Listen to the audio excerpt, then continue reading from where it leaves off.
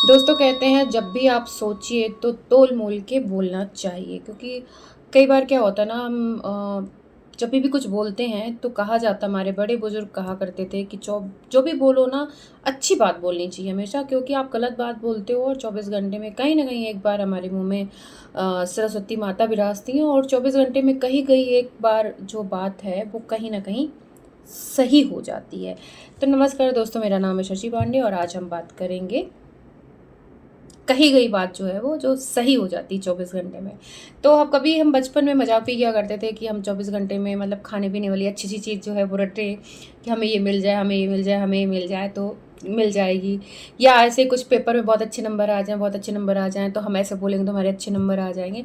बहुत सारी चीज़ें ऐसे मन में हुआ करती थी, हालांकि कौन ही बोल पाता है आपको।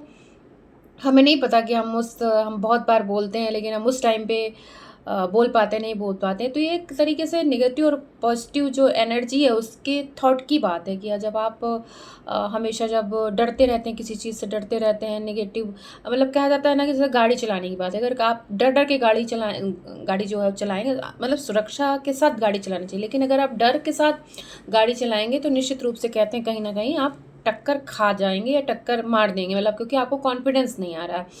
ऐसी चीज़ें मतलब होती हैं कि अगर आप के अंदर नेगेटिव जो है वो थॉट आ रहे हैं, विचार आ रहे हैं, तो आप कहीं ना कहीं चीज़ें गड़बड़ हो जाती हैं। और आप जब गलत बोलते हैं तो उसमें भी बहुत सारी चीज़ें गलत हो जाती। तभी कहा जाता है कि किसी को गलत मत बोलिए, ना अपने बारे में गलत सोचिए, ना गलत भाव लाइए। तो दोस्तों, मैं बात जो है वो कर रही हूँ, मैंने बहुत सारी ज्ञान की बातें कर ली और मैं बात कर रही हूँ बंगाल की। हालांकि कई जगह असम में भी चुनाव जीत, केरल में भी अच्छा परफॉर्मेंस रहा बीजेपी का। तो लेकिन सबसे ज़्यादा जो चेंजिंग जो थी बात, वो थी बंगाल की, वहाँ पे 15 साल बाद जो है वो चेंज की बात हो रही है। और कहीं ना कहीं सबको लग रहा था कि मतलब ये कि ऐसा वो है, बैरिकेटिंग है ममता दीदी जहाँ पर नहीं तोड़ पाएंगे, और वहाँ पे बहुत सारी अराजकताएं होने लग गई थी। जो हिंदुओं के जो घर थे उन पे टीएमसी के द्वारा, टीएमसी के जो लोग होते मतलब टीएमसी के लोग गुंडे करने लग गए थे, जिनको जीतने के बाद भी बहुत लोगों के साथ मारपीट, आगजनी ये सब होता था।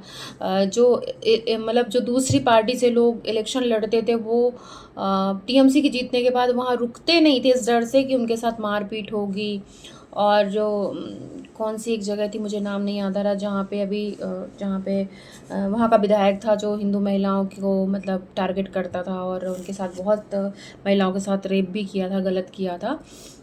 और रोहिंग्या मतलब जीतने के लिए इनके इन प्रकार ने कि हम कैसे भी साम दाम दंड भेद कि हम कैसे भी हमें जीतना है, तो रोहिंग्याओं को भर लिया गया कि ज़्यादा से ज़्यादा वोट पड़े और जीत जाएं, भले उसका कुछ भी दांव लगाना पड़े, अपने देश को बर्बाद करना पड़े या अपने देश के संसाधन है वो हमें किसी और के लिए खर्च करने पड़े, मतलब किसी तरीके से वो जीतने की जो एक ललक थी। लेकिन फिर आया एसआईआर, और एसआईआर का बहुत विरोध किया गया, जबकि विरोध सिर्फ एसआईआर में सिर्फ उन लोगों को बाहर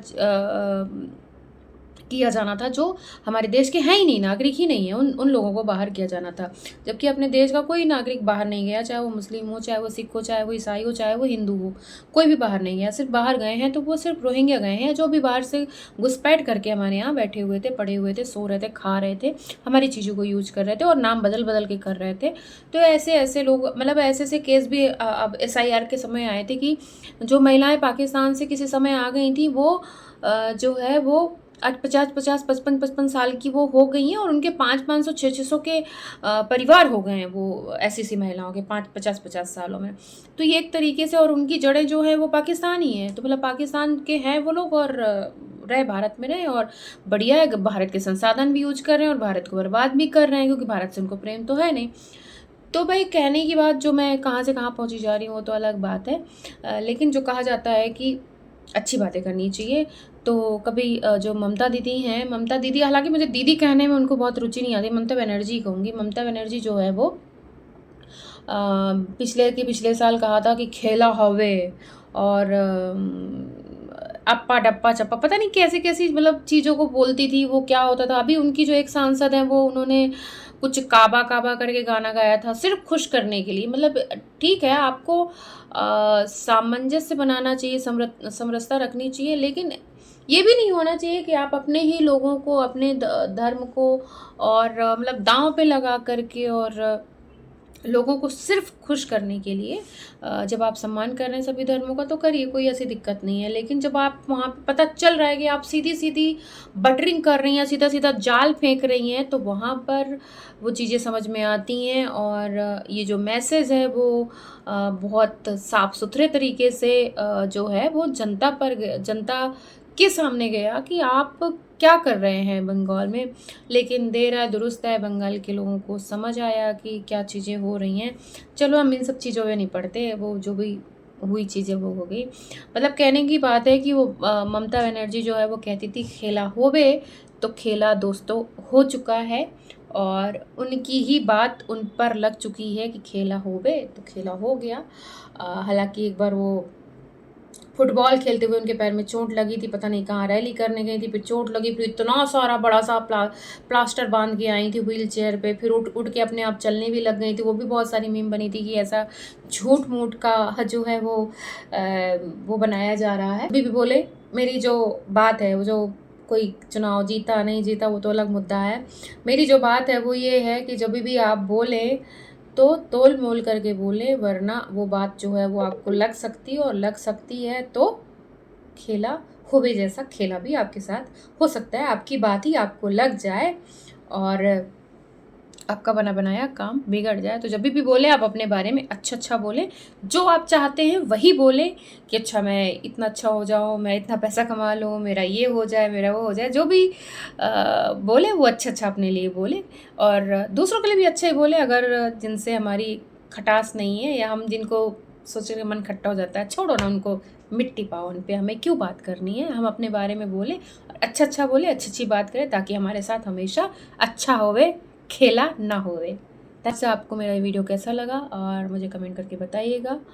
सपोर्ट बनाए रखिए और लगातार मेरा वीडियो देखिए, कमेंट करिए, शेयर करिए, सब्सक्राइब करिए। रोज़ रात को 9 बजे कोशिश रहेगी। इधर मैं बीच में 2-3 दिन नहीं आई और मैं आपको अलग अलग विषयों पर वीडियो बना करके आप सभी के सामने लाती हूँ।